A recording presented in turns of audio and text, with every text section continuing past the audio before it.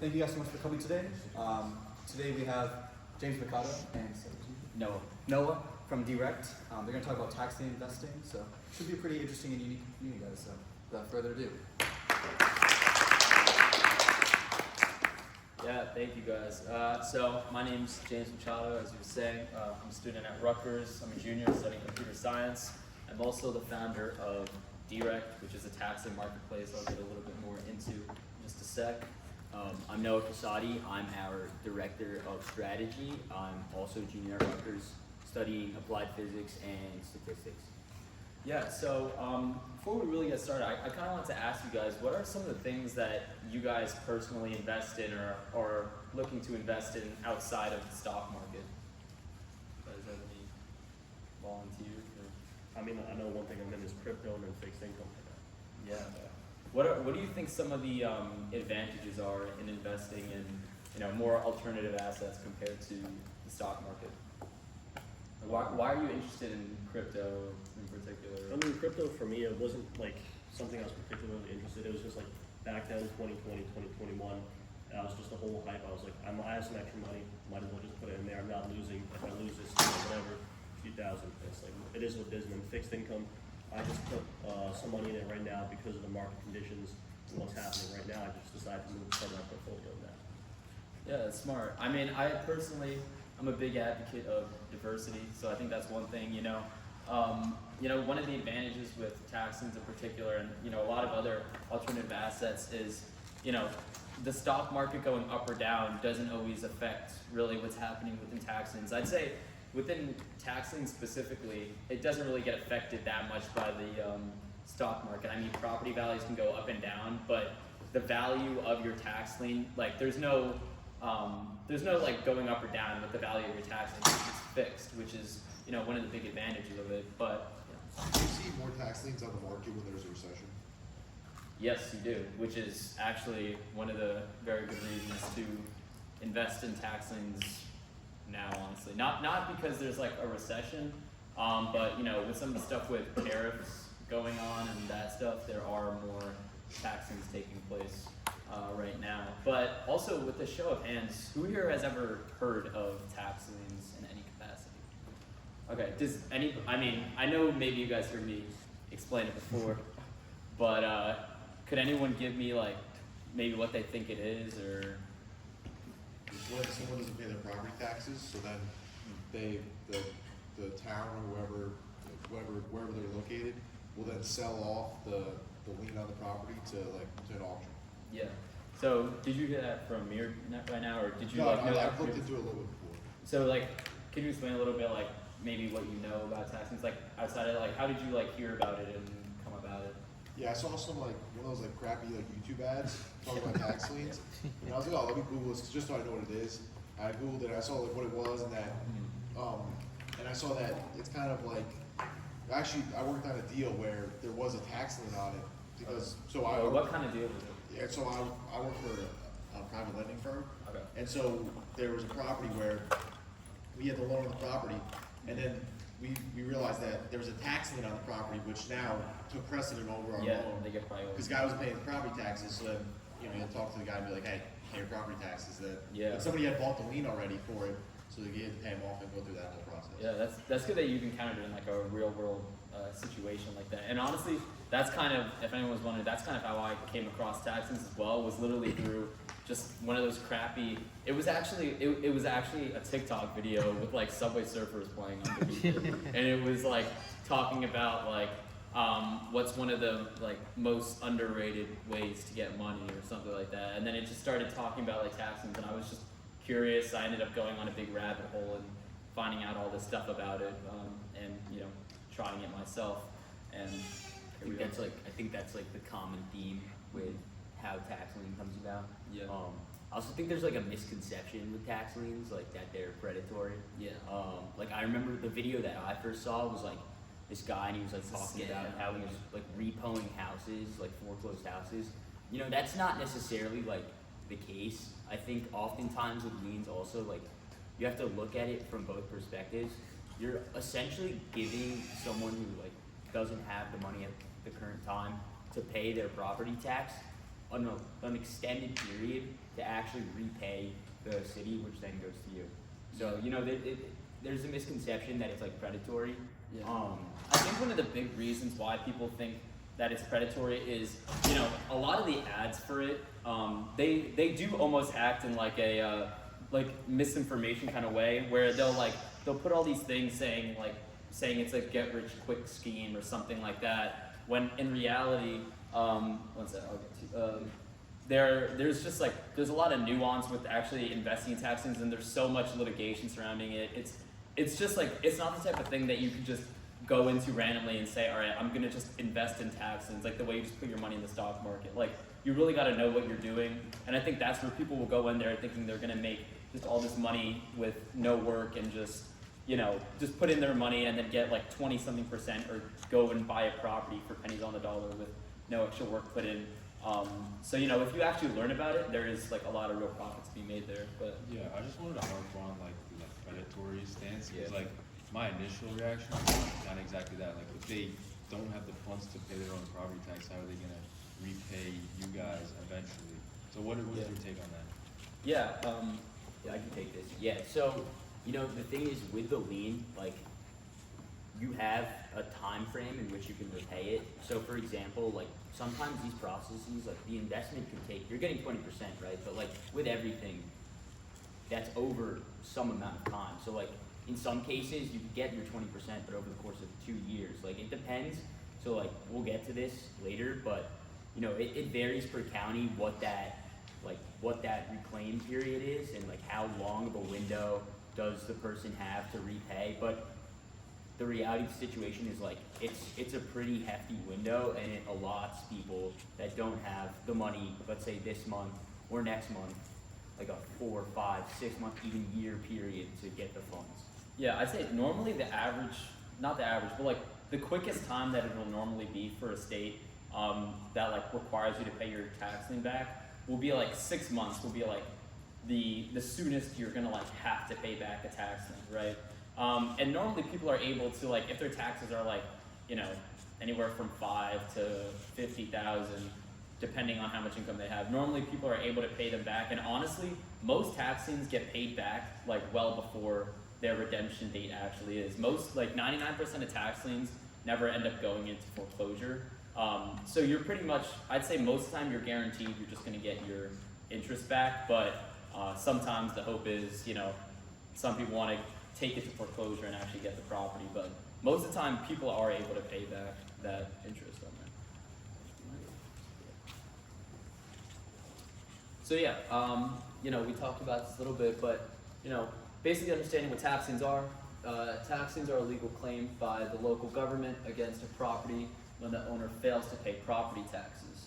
And investors can purchase these liens at auction, earning interest when the owner repays, or potentially acquiring the property if they don't. And, you know, one of the really hard things about tax liens is that they're regulated on a per county or a municipality basis in the US. So the process for investing in them varies greatly. Are you guys all, is everyone in the room from Jersey? No. No? Where are New you from? York. New York? New Okay. York. What county are you from? Bergen County. What county are you from? You? Middlesex. Essex. North. Somerset. Middlesex. So I heard about, I'd say 5 or 6 different counties. So right there, and then we have New York. So 6 to 7 different, completely different processes, different regulations, different laws. So it's really like disconnected, and it's a really difficult process, especially if you want to do it on a large scale, right? Like, if I want to go to Gloucester County and then I want to also invest in Monmouth County, I need to know different codes, different processes, where to actually go to buy these liens.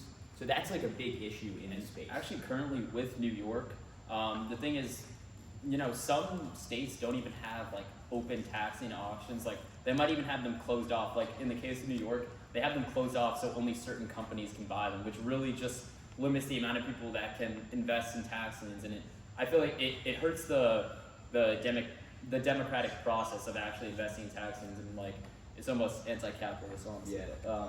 And like New York, it's one securitization, right? Like, it's one specific asset manager per year? No, I mean it's like a few. It's like it's like there'll be like 3 or 4 asset managers every year that they choose that are allowed to buy these tax liens. But basically, the point we're trying to get across is just that it varies a lot based on the county and even more by the state level. So like there's different interest rates for every single state. So like New Jersey, it normally starts at like 18%, but some of them like Florida, I think it's like 24%. And it's just like every single thing is different, and every single redemption timeline is also different. So like, for New Jersey, it's a year. Florida, I think it's a 1.5 year redemption period. But so that's just like one of the things, when you're getting started, when you're looking into tax liens, you really need to look at the state laws and the county laws for tax liens in your area. So you make sure that you're not getting into something you don't want to. Does the redemption period start once you buy it, or once the government steps in? The redemption period starts when you buy it. Yeah, like auction, day of auction. Okay. Yeah.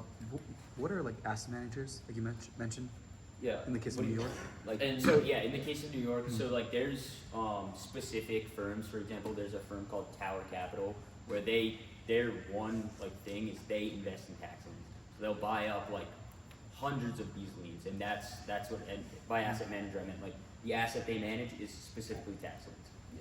Yeah, I mean, normally they'll invest in like it'll be like an alternative asset manager or something, and a lot of times one of the big problems with tax liens is just it's very dominated by a lot of these big companies that are able to strike these exclusive deals with with states or with county governments to have like pretty much like first pick of all the tax liens, So that's one of the things we're almost trying to solve as well through our platform, which we'll get into a little bit. But we're trying to just make it more democratic and accessible to everyday people. Yeah, so why do people invest in them? There's fixed returns basically, anywhere between, I mean, honestly, it's even more than this. It can be all the way from this is the complication with tax liens is some states you're bidding on the actual interest rate itself, so it can be all the way down to like 1% honestly, but normally it's not. Normally it's anywhere from like 8 to 24%.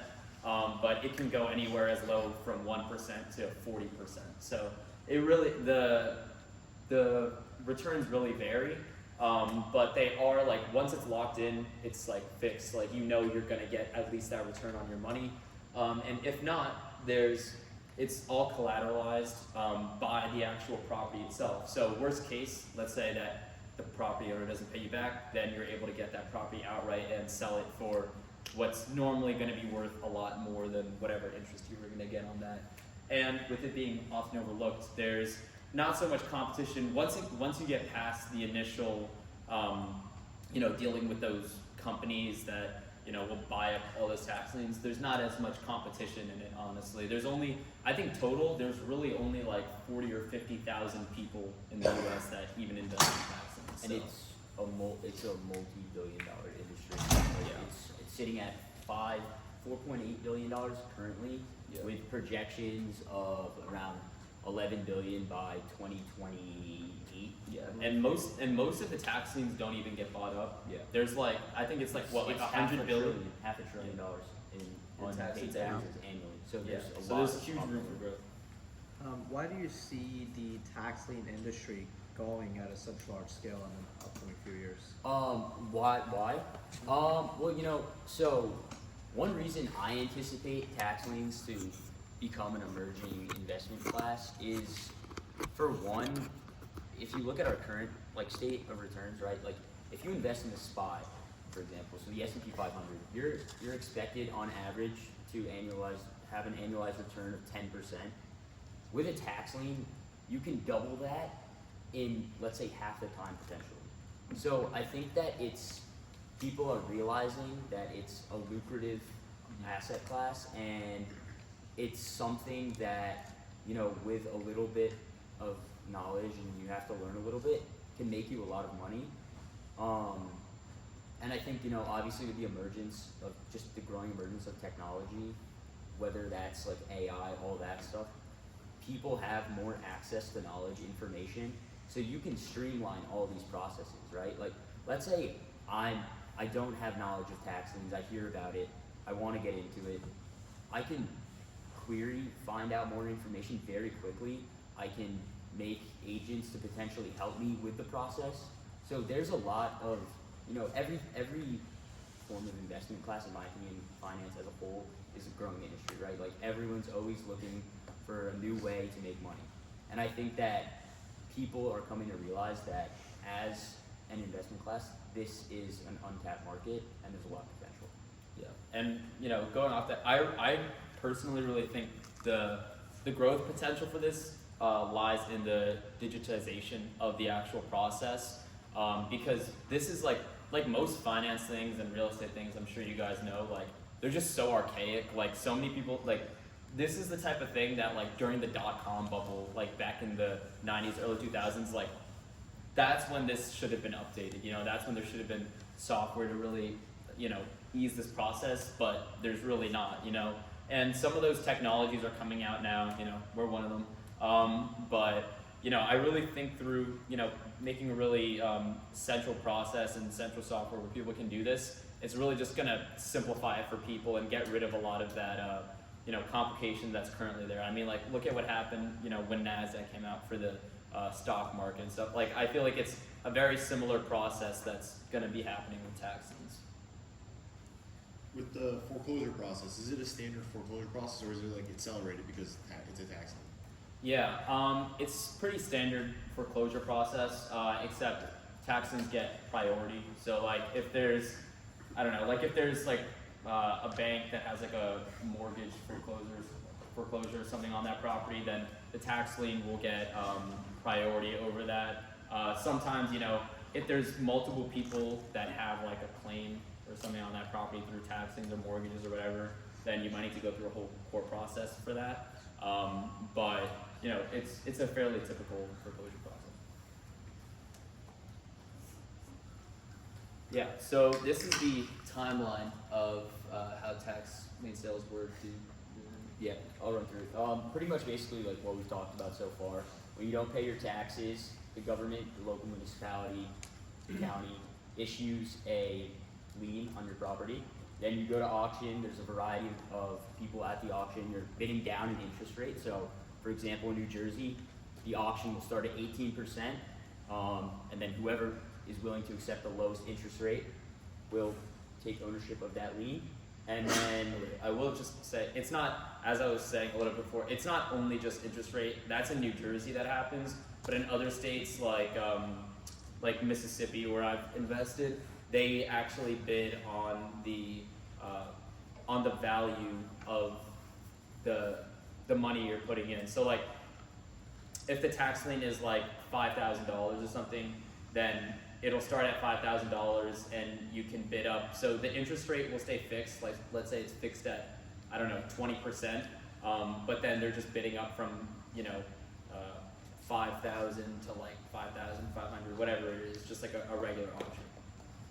yeah, so then going back, once you accept your interest rate or go through the alternative process, you are expected to have the property's owner repay you over some reclaim period, and then if your property, the lien on the property goes unpaid, you obtain the property through the foreclosure process, which we will talk about. Yeah. And if they have a mortgage, you take over the mortgage payments and everything too, right? No, actually, tax liens, as soon as you foreclose upon the property, there's no mortgage on the property anymore. Really? So you get a mortgage-free property. Clean slate. So wait, does the bank ever get paid back for the mortgage or not? I actually have no idea. I'll be completely honest. I have no idea about that. But I think just the I think honestly, I think they don't get paid back for that. I think you just fully outright get the property. I think maybe the state might pay them or something like that. I'm not sure. So like, let's say I had like a tax lien like $5,000. If somebody didn't pay that back and there was still like, it's $1 million house and they had a $5,000 mortgage, that's just gone. I get the whole $1 million house. Yes, I think there are some states where it might still have a mortgage on it, but like a lot of the states, like New Jersey, there's no mortgage on it. Florida, there's no mortgage on it. But there is something I guess I'll get into too. So in the U.S., it's not just tax liens aren't the only form of like tax foreclosure. There's also this thing called tax deeds, which is one of the things with state laws you got to look into. But tax liens really only occur in about half of the U.S. states. The other half are tax deeds. And basically the difference is tax liens have a redemption period, right? So you're buying it, normally bidding on interest, and then you gotta wait for the redemption period to actually foreclose upon the property. And most of the time with tax liens, people are trying to just get interest on their money. And that's why, a lot of asset managers and stuff like tax liens, because it's a little bit more of a secure process, and you're kind of more guaranteed to get at least some pretty good interest on your money. Whereas tax deeds, it's pretty much, once somebody doesn't pay their taxes enough, then the local government just puts them up for auction, similar to tax liens. And then once you buy a tax lien, you just own the property. And that the tax deed will have a mortgage on it, because you're buying the whole property. But if you buy a tax lien, there's normally no mortgage on it. So earlier Noah mentioned that gives a return of 10% over a year, and you said that you can make double that from these tax liens. So what's the hold period for these tax liens from I guess the auction or through the redemption period to when you actually start generating returns, and I guess what's the exit opportunity when it comes to these tax liens? Yeah, so the timeline, it kind of just depends on the state. But typically, if you buy a tax lien, you're normally going to get paid back by the owner within a few months. Most of the time, if somebody gets a tax lien on their house, they're going to get a notice and they're going to be like, oh shit, let me pay this back. And then, within a few months, you'll normally just get your whatever, depending on the state, whatever, 20%. But if say they're not paying you back, or if they take the full redemption period, the full redemption period normally lasts anywhere, 6 months is about the smallest redemption period, and on average it's about a year, but the longest ones I think are about 2.5 years, is probably the longest you're gonna have to wait to get your money back. And if they don't pay you back by that deadline that's determined by the state, then you're able to foreclose upon the property. And then let's say normally a tax lien is worth about 2% of the actual value of a property. So then you can if you're foreclosing upon it, not taking into account foreclosure costs or whatever, you can pretty much, that's a 50x return on your money. But I will say, not to be completely transparent, right? It's not always a 50x return, because normally tax liens, if people aren't paying the property taxes on it, a lot of times these might be more of distressed properties. So in that case, you're not going to be able to sell it for, if it's a property that normally would be worth $500,000. If it's a distressed property, it's going to go for quite a bit less. You're not going to be able to sell that thing at $500,000. But the good thing is that if you're buying it at 2% of the property value, you can still make huge margins on your money, even selling it at $250,000 instead of $500,000. So yeah, that's normally how the timeline is looking with that. I'd almost argue that there are also losing cases.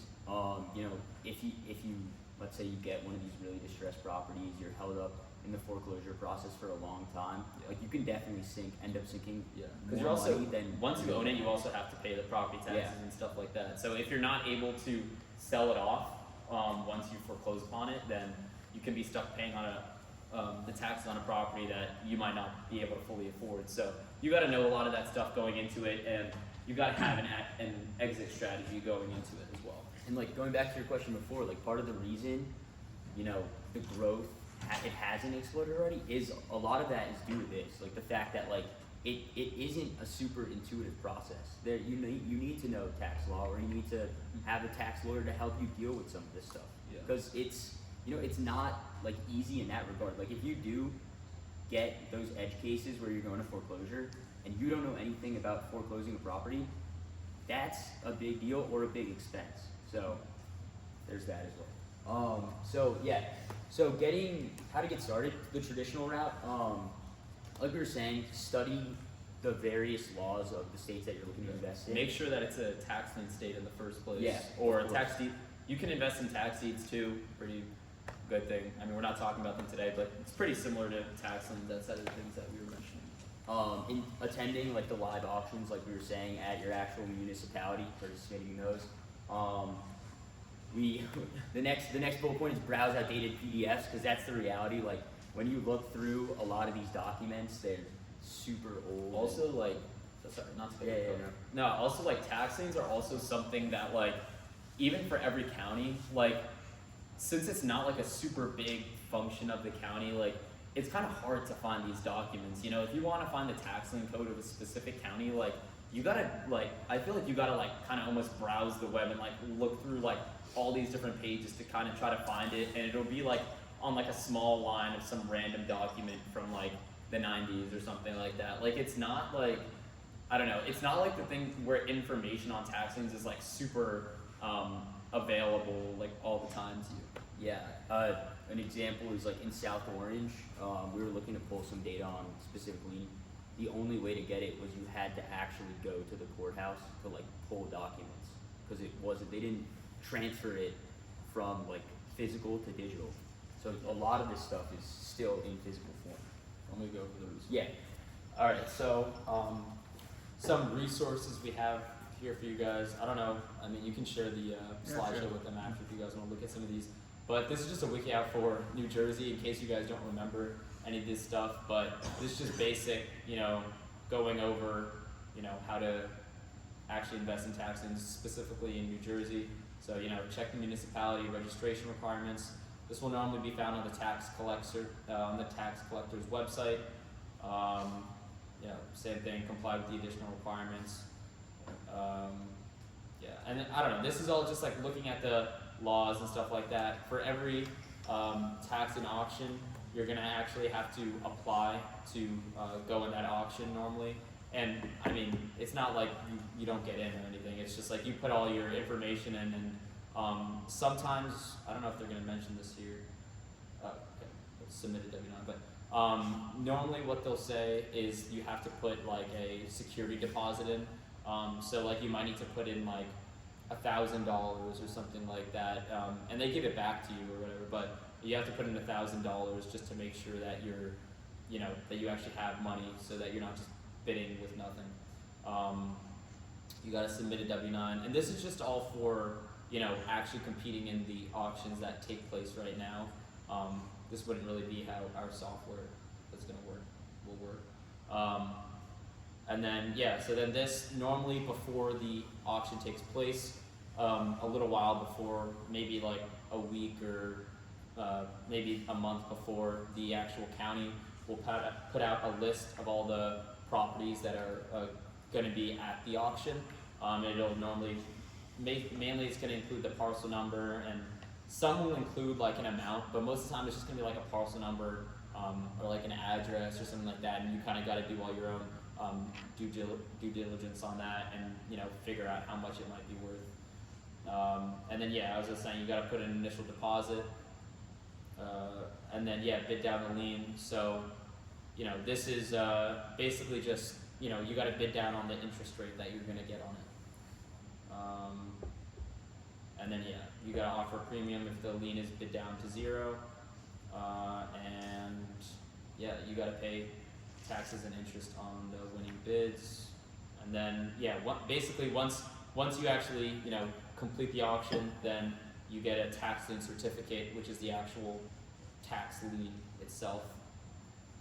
And yeah, this is if they don't pay you back within whatever the redemption period is, and you start foreclosing on the property. And you know, this is some of the stuff. You gotta file a complaint with the Superior Court, service a notice to anyone with an ownership interest, including, you know, that includes like the banks or whatever it is, or whoever has like mortgages on there. You don't need to always do this. Some of this stuff is a little bit extra. You don't need to publish a notice in the newspaper, but it could help. And then yeah, a lot of times you don't need to do a lot of this stuff yourself, like attend the court hearing. A lot of times people will have like a lawyer handle a lot of this stuff for them. that's extra costs though. But you know, if you want to handle this stuff yourself, or you think you can handle it, then go ahead and then take possession of the property. And that's just a little quick run through of how some of that works. So like just from that, you can see it's not a 1-2 process. There's a lot of steps. Yeah, it's definitely not like a passive form of investing. It's not the type of thing like how in the stock market you can just put your money in and then, you know, when it goes up to a certain amount that you want, then you just take it out. It's very much like you put it in and you gotta, you know, submit all these files, and then, you know, you might have to foreclose, and then that's a whole court process in itself, which is like, look, I mean, I've never had to foreclose before, so I haven't had to do all that court process, but I've seen it before, and it's very much a hassle. And then another resource is the National Tax Lien Association. This is pretty good. There's a lot of tax lien professionals in this association. It's the biggest tax lien association in the nation. And you know, they have a bunch of different stuff like newsletters, events, whatever. You can talk with a lot of professionals that actually work in tax liens, and just learn about it. They have some education stuff on here as well. But yeah, it's a pretty good place just if you want to, you know, like I think getting like a basic membership is free, and they'll just like send you a bunch of news and stuff about tax liens. It's just pretty good for that. Tax sale resources. This is so you can kind of pay for different parts of the tax lien process. So you know, they can help you research, manage, cover overages, financing, trading tax liens, and they have an accelerator program. But basically, like, they'll help you do research on it. Like, this is, you know, quite a bit of extra money. This is more for people who actually, I mean, I know there's a free trial if you just want to try it for, oh, it's not a free trial, it's actually $1.99 for trial. But, you know, like, if you just want to try it, it's not that expensive, but this is more for people who, like, professionally invest in tax liens, because I'm pretty sure it does cost quite a bit of money. But you'll get some, like, research tools to help you, and, I see one sec. And then, you know, once you actually go into foreclosure, they have some, like, lawyers who can help you with stuff like that. And yeah, sorry. Do you use that last resource, the one that you said had membership? Do you guys use that? No, we don't. We actually are kind of working with them. I'll go into that in a little bit. Okay. But yeah, we're kind of working with them, which is kind of interesting. And then we just had YRE, PNY networking events. Just there are actually quite a few tax lien professionals that not work there, but go to these events, and you know, we've met a lot of good people through them that'll help teach you about it, and you know, actual in-person professionals that you can talk about it with, because you know, reading about it online and like meeting people that actually do it, there's a lot of different insights and stuff that they can help guide you with. So I think always, you know, meeting people at these events is so good. And this is like good, like outside of tax liens. Like the people that go to these events, they do almost everything in real estate, like development, brokers, lenders, anything. They go bulge brackets, BlackRock guys, people that work at hedge funds. Like you will meet all different kinds of people here. We're just promoting it. One of our mentors who like helps us on the project, Mike Strub, he comes here sometimes. He's like the guy that starts this. I definitely recommend it, especially like the younger people in the crowd, like freshmen, sophomore, start early. Also, like for internships and stuff like that, I would say like you'll meet a lot of, like, we went there and we met some dude who was like, oh, like I'll hire you both like right now. Like I wish I could hire you both right now. Like there's just like, you'll just meet, also because I will say a lot of the older guys, they start drinking, and once they start drinking, then they'll give you job offers just like that. So like, I mean, it's a pretty good time. I think it's at some saloon, but you don't need to be 21 to go there. We go all the time. We go to 20. Or wait, are you? Oh, I'm 21 now. All right, well I'm 20, so I mean, you don't really have a problem going in, but it's good just for real estate, but also for tax liens in general. There's people that go there. Also, resources, you could also reach out to me or know if you guys are interested in learning more about it. Yeah, so how are we different? So this is our software, Deerect. It's built with an intuitive design that's built for everyday people to use. We have the largest selection of tax liens and deeds available anywhere on the market, where typically, you know, a county sale, you'd have exposure to maybe normally under like 100 tax liens at a time. With our platform, we're hoping to have, you know, thousands at some point, but even now it's still, I'm pretty sure, the largest even like selection of tax liens and deeds, just showing you how even with like not that much work, we already have more than most of these county websites. And financing will help finance your investment. So, you know, typically if something's $5,000 and you can't afford it right away, you know, you can do it over a payment plan or something like that, helping you actually invest in tax liens that you normally wouldn't be able to afford. And how we're different. Yeah, so like JB was saying, right? We offer a centralized platform, a marketplace where you can actually access, exchange all types of liens. And you know, the difference is like, right, we're talking about this process. It's super illiquid. You're taking a lot of time to actually go through this process. And let's say like you get to a point in the process, right? It's not affordable for you anymore. You can't have this money out of your account. What we're trying to do is add liquidity by acting as a second-hand marketplace where you can, let's say, all right, something happened, you need the money, you can list your lien on our website, and someone else who's like, all right, I have more money right now, looking to get some interest on that, can buy that lien from you. Yeah. Also, like I will say, like, I don't know if we touched on this before a little bit, but just to emphasize, like the way that normally with the stock market you can buy and sell whenever you want. Once you buy a tax lien, you're locked in with it until someone pays you back or until you foreclose upon the property.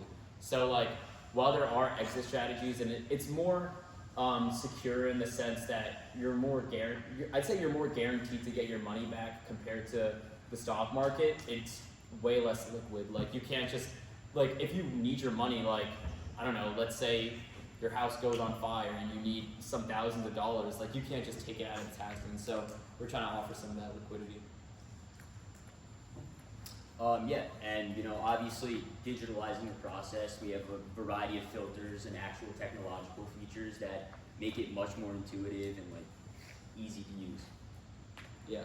Oh yeah, and then also, there's also no need to wait for the county auction schedule. So the thing with county auctions is normally they'll only happen like once a year per county. So you maybe a few times a year, but most of the time like once or twice a year at most in that county. So you're gonna have to wait for that, you know, county's auction to take place, which is kind of annoying. Like if you wanna invest in tax liens now, you gotta find a county where you wanna invest in and then wait maybe like a whole year just to invest in tax liens. So for our platform, you know, you can just go on there and find tax liens that you can invest in right away. And then yeah, just some of those like software filters. Yeah. How does ownership like kind of work with when you like sell tax lien? Because it's like recorded in like a deed or a certificate like Yeah. originally. So like when you sell it, like how does that work? Yeah, so that process, basically the way it works is, sorry, do you want to know like exactly how it works on our platform or just like in general? Your platform, yeah. Yeah, so basically what happens, so somebody they'll list their tax lien on our site, right? And they have to include their tax lien certificate or whatever. Then once say someone wants to buy it and the transaction goes through, then basically you need to go and, well, you don't need to do that, we do this for you, but basically then we file something with that county where, you know, there's, in counties there's something called like a tax lien transfer. So basically we're just filing something with that county that records a transfer of ownership, and they should file a new tax lien certificate for the new owner of that property. And that process normally takes anywhere from like 2 weeks to a month to fully go through. But it's basically like we just have to file it through the county. Gotcha. And to clarify, we're doing like this through like a title land agency. I was gonna say like it's like a title That- company. Yeah. That's like, actually, that's how we're working with Tax Sale Resources. I Mhm. forget who was asking about them earlier, but that's, Yeah. we're actually working with them to do that, so it's pretty cool. Can you explain how you bring the liquidity part of it into your platform? Is it more like a Robinhood or is it more like different? I wouldn't say it's really like Robinhood. It's more like, I'd say it's more like a marketplace. Like it's more like, you know, you go on eBay or something, right, and someone's selling their shoes. You know, same way you go on here and someone's selling their tax lien. You know, so in terms of liquidity, you know, it's not like guaranteed liquidity, like you can just sell it off like that, but there's more options for liquidity. Like you can list it on there and, you know, hopefully somebody will buy it up fast so you can get your money back. But it's kind of just works through other people buying your tax lien. Okay, and the earlier slide you guys mentioned that you guys have the largest database for tax liens. Yeah. How do you guys keep up to date with the system? Because all of that I'm pretty sure is public record, right? Yeah. For the Yeah, tax lien. yeah. So how do you guys constantly update it? Yeah, we actually have a few different resources. There's a bunch of different tax liens, tax lien databases, right? And all of them are kind of like pieces of the puzzle, but none of them really have the whole picture. So basically, we have, you know, there's different things for each database, but you know, some of the databases we scrape, other ones we have like direct lines where we work with them and like pay for that data. And then other ones we're able to get it straight from the county, but we kind of scrape it together from a bunch of different resources and, you know, list them on our site. And some of them, you know, like counties don't always update their taxes all the time, but also tax liens are the type of thing where they're not updated every day or every second anyway, like stocks are. Like it changes by, like stocks change by the millisecond, you know, but tax liens, like, it really only changes like when the county treasurer updates it, which might be like, I don't know, like every few months or like a few times a year or something like that. So, I mean, yeah, we just keep up to date through those things. How did you raise enough capital to invest in the tax lien and to build your site? Yeah, so for myself to invest in tax liens, I mean, I'm not gonna lie, I just kind of had some birthday money I put into it, or actually graduation money that I put into it. But me personally, I mean, I didn't invest so much money into tax liens, you know. I've done, like, I only, the tax liens I bought were maybe only worth like hundreds of dollars, not like thousands. But to actually build this site out, most of it was just bootstrapped, and you know, I mean, we're looking for investors right now, but like, to actually like scale it. But like, you know, the stuff we have now, we were kind of able to just, you know, strike through deals and, you know, scraping stuff and, you know, kind of the way most startups just start out. Yeah, Dylan. You have a question? Where do you guys make your money? Is that on the transaction on the site? Yeah, so it's our we work on two ends. So we work on a business to business end as well as a business to customer end. So the actual profits come from subscriptions that customers would pay for in order to use our platform, as well as interest on actually like listing your products through our site. So like for the people that Not actually the list through the liens, like the people that actually like the actual big companies that issue the liens. Yeah. A Well, they market- only pay a they market pay fee. on the transaction. Yeah, it's a fee on the actual. Oh, I thought you were saying, yeah, sorry. There's no fee to actually just like list your tax lien. It's just like once it sells. Sorry, I thought you were saying. No, something no, no. else. My bad. Yeah, so it works on that end, and then like obviously as we build out the software more, we anticipate to, you know, how Instagram, for example, like boost posts. We're gonna offer the option for sellers to boost their actual listings. And then financing as well. Yeah. We get some, you know, interest through that when people do that. Could you kind of explain how the financing side of things works? Yeah, that's just through like a bank basically. Like we don't actually finance it ourselves because we would not be able to pay for that. But yeah, it's just basically through a bank that do it for us. So is your like site like live? Like do you have like people that are like buying stuff now, or are you still building it Yeah, up? actually, we like recently just put it back into like a beta thing. It was live. I'll show it to you guys actually in a second. But basically, we just put it into waitlist mode because we're working with this guy right now that. So the way our site works, since it's a marketplace, you know, there's supply and demand, and basically our supply, most of it is going to come through asset managers that buy up tax liens, right? So we're offering them liquidity on their investments and quicker returns in exchange for, you know, putting it on our site for our users to potentially buy. and they can make some money on that. So basically, we're working with this guy that's putting us in contact with a bunch of these asset managers.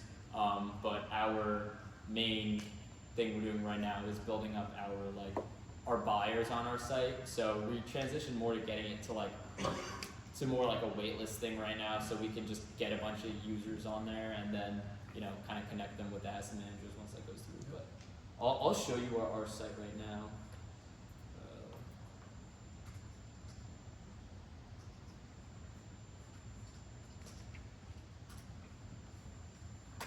Okay, so this is our current site. Basically, if you want to invest, you just can click on buy. Oh, well, I'll just show you some of this. You just go on here. I mean, just basic information. Some of this stuff changed, but anyway, you go on the listings thing, and all this stuff is sorted by state. So you can go per state, and you log in here.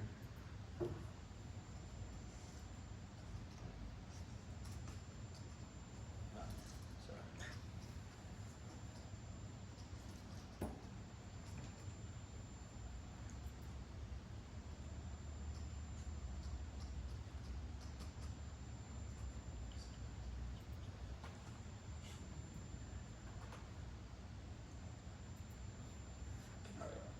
So if you go here now, yeah, so basically here, right, let me go to New Jersey actually. This one.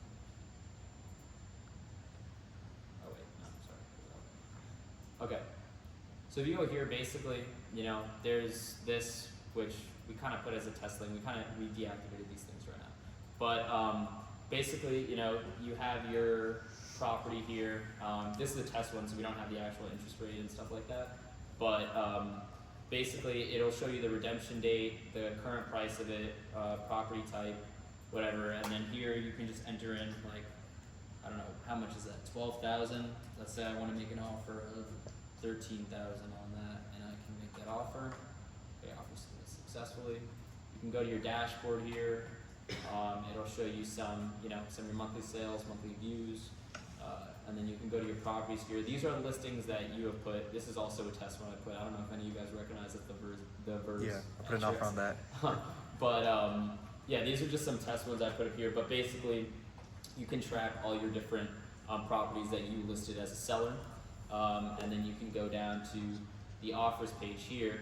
And I got an offer on my Verve listing here, and I can just accept or reject that or do whatever I really want with that. Oh, and there's also this is the create listings page where you got to put in all the information on that tax lien, put some description, stuff like that, and you can post it straight through there.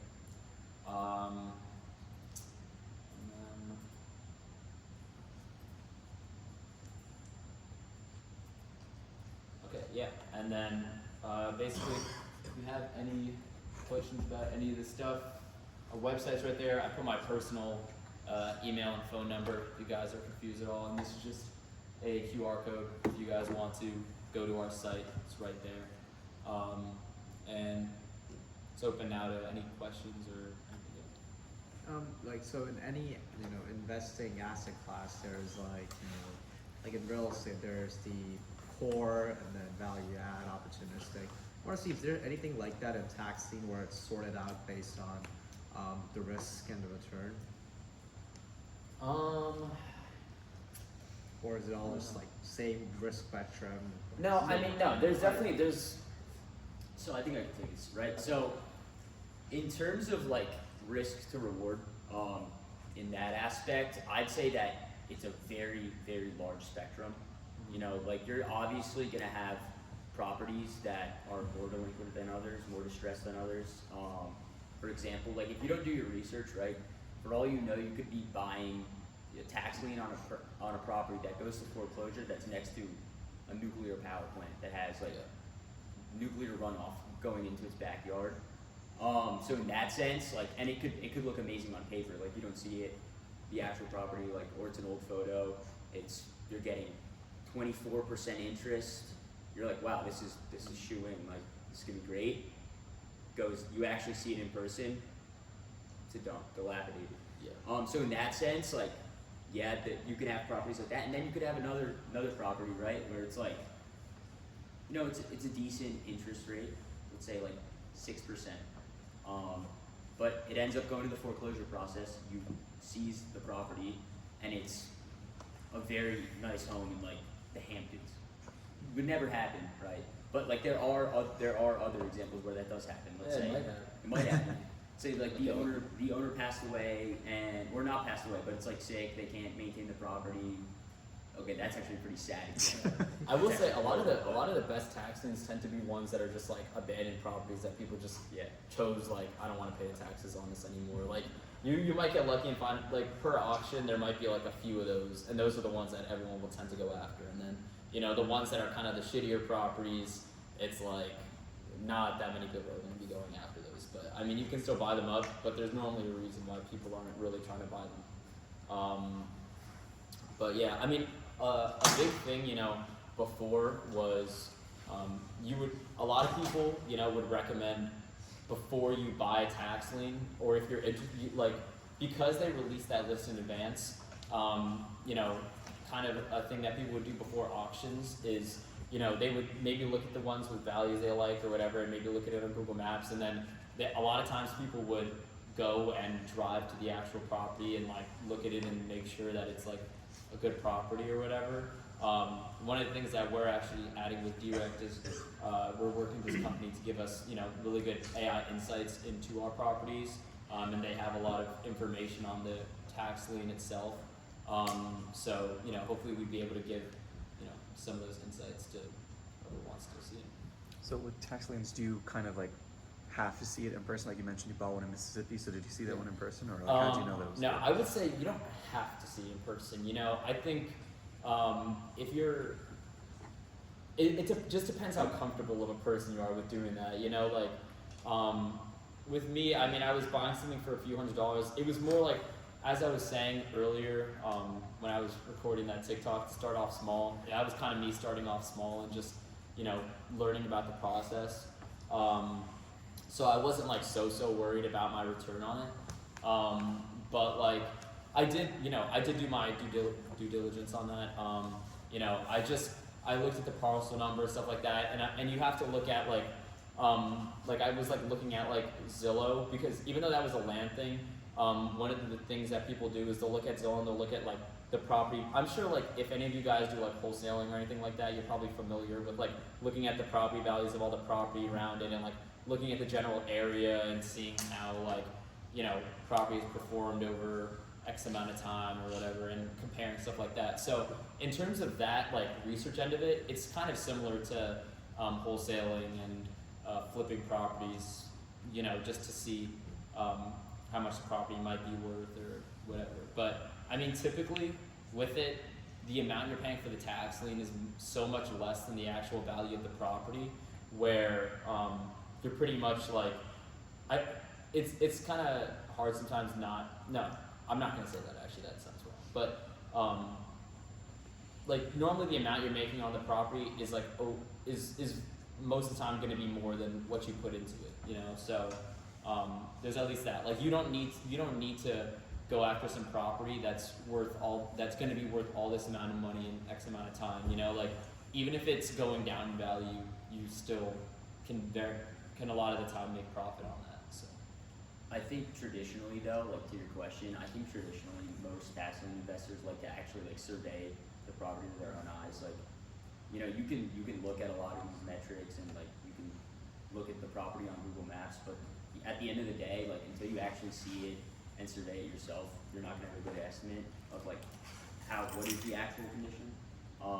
So I think traditionally, like from what I know about tax lien investing and, you know, listening to some people in the space that talk about it, like they really like to actually like do their own due diligence, go in person and inspect the properties. Thanks.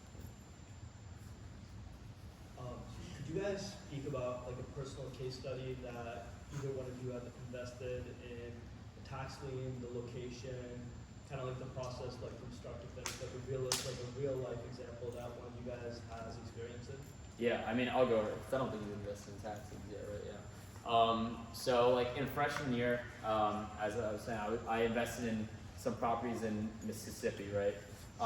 And basically the way their tax lien process works is you invest online, and that's kind of why I liked it, because that county actually had not that bad of an online process. And that's kind of the thing is, honestly, some of the counties will have not that bad of an online process. Like in New Jersey, some of the counties will have like fairly okay websites that you can do stuff through, but you know, you got to go to each of these individual websites, and then all the other states won't have good websites. So it's like, it's very much a case by case basis. But anyway, basically, you know, I went on this website. I saw there was an upcoming tax sale. I think it was like, I saw it, I think like a few weeks in advance. And when I saw it, you know, it basically just showed these are all the properties that are going to be listed or whatever. And I saw the values of that. I saw how much, I thought about how much money I wanted to put into it. I was thinking, you know, a few hundred for my first, you know, tax liens.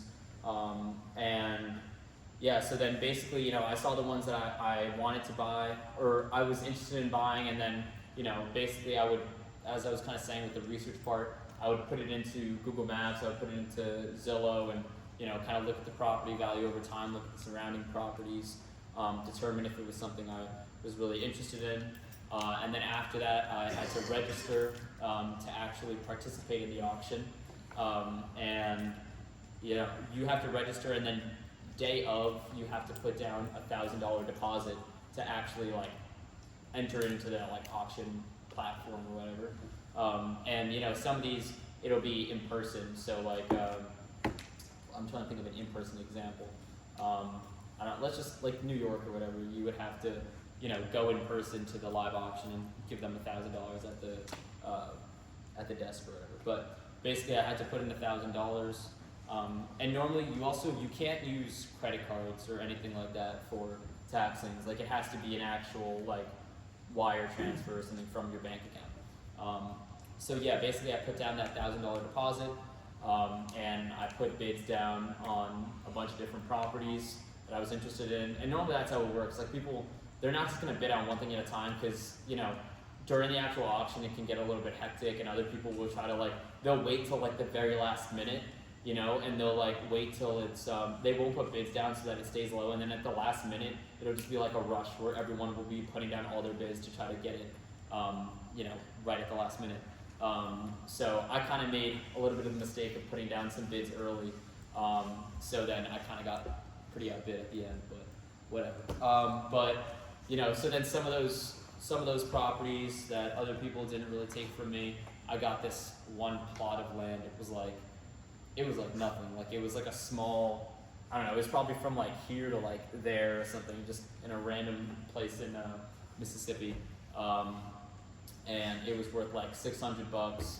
And then I forget what the return is in Mississippi. Could look it up. I don't have my phone on me right now. But I think the return on that, I got like, I can't even remember what it was. It was just like, it was like less than $100 or something. I just got, like, after I basically, actually, I skipped ahead too much. Sorry, once I bought it, then basically, you know, it just said, okay, like, congratulations, you bought this thing. A few days later, I got a certificate, and then within it took me about a month and a half for that person to pay back the money that they owed me. And yeah, I made like, $80 or something. It wasn't anything that big, but it was like, it was a crappy tax lien, so it wasn't one that I was really looking to make all this money on. But yeah, it took them like a month and a half or so. But if they didn't pay me back within a year, then I would have had to foreclose, which I really didn't want to do because it wasn't a property worth foreclosing upon. And that's the thing you also got to assess whether or not like it's a property you just want to get the interest on, or like, you know, if it's one of those really good properties that's in good condition, then a lot of times you might want to foreclose upon that property. But if it's like a crappy property, you gotta make sure that it's something that the owner will pay you back for, you know, or yeah, you can be stuck with that. So for the, I guess like case study in Mississippi, everything was done virtually. You didn't go in person at all to sign any papers or do anything like that? No, I mean the ones like within the tax lien states, I would say like maybe about 40% of them have some sort of online process. And if it's online, you know, normally they'll just have, you can do all the stuff online. But yeah, I didn't need to go in person for that at all. And that was one of the things that made, like, I think, I will say, I mean, not to stray you away from our platform, but like, I will say like Mississippi's like process, I think isn't that bad. Like, they're one of the states where they have a pretty good online process. But, you know, the thing is, the other 49 states, a lot of them are crap, you know. But I think some of them have, some of the other states have okay online process too. I think like Florida has an okay website, you know. But it really just varies state by state. You kind of gotta look into it and see which ones have an actual online platform, you know. Yeah. Any other questions? So you mentioned like a lot of times like you kind of aim, most people kind of aim for like really nice properties that don't really need a lot of work. Will sometimes maybe like flippers look for the more distressed one to try to just like with intent to foreclosure on it? Or? Yeah, I think that's a really big thing. That's honestly kind of what I was looking to do when I first got into tax liens. Like I was looking at, because I used to watch all these like flipper YouTubers all the time, and I was like, oh, like if I could get, and yeah, that is a big market of tax liens is, you know, flippers looking to buy a tax lien that they think is going to go into foreclosure, and then they can take it and flip it. And yeah, so normally people will look, if they see a property is more distressed, if they want to go into foreclosure, they'll probably bid on that property. If it's like, if it looks like something that's like, you know, it's a big piece of property, whatever it is, the house like bones are nice or whatever, then, you know, they'll try to get that property, because then if they put a little bit of money into it, then, you know, they can 50x whatever their money. So yeah, that is a really big market of it. Yeah, that's like how the first video I ever saw in tax liens was a flipper. And he was like, hey, like this is what I'm doing. I'm buying these really distressed properties that I almost am certain are going to foreclose. Brought in his like own team, redid the houses. I do think it's a good way to get it even into general like wholesaling or flipping. Like if you're like a young guy or girl that doesn't have a bunch of capital yet, you know, then, you know, you're not going to be able to buy I don't know, $100-something thousand property to flip for, you know, twice that. It makes a lot more sense to start, you know, putting a few $1,000s into it and potentially get the property. If not, you just get interest back. But, you know, if you can potentially get that property and foreclose upon it, then you can flip and, you know, make some real money that you can then put into more, you know, foreclosures or flips or whatever. With the people who do this strategy, how do they kind of avoid getting stuck in the foreclosure process for a long time where they're just accruing fees? Yeah, I mean, that's really kind of in the risk analysis part. You know, looking into investing in certain states really matters, because some states are very like tax lien friendly. You know, some states they're very supportive of tax liens, and like basically if you have a tax lien on the property and they don't pay you back, then it's pretty easy to foreclose upon that property. But some states, like I can't think of one off the top of my head, but like some states, they don't really like the idea of tax liens, so then it can become like a long court process. And they do that on purpose because they don't want people buying tax liens for whatever reason it is. So, you know, that's just part of the research. You got to look into how popular, you know, tax liens are in that area. I would say a few good, you know, tax lien states to start off if you want to look into. You know, New Jersey is okay. I'd say Florida is, I think Florida's known as probably like the best state to just invest in tax liens in. Texas as well is pretty good. But yeah, I think it's just part of, you know, you just got to look into what that state is like when it comes to the foreclosure processes. Any other questions or comments? That's all. Thank you guys so much for coming. You guys stick around afterwards for questions. Give them up. Yeah. Thanks, guys. Grab pizza too.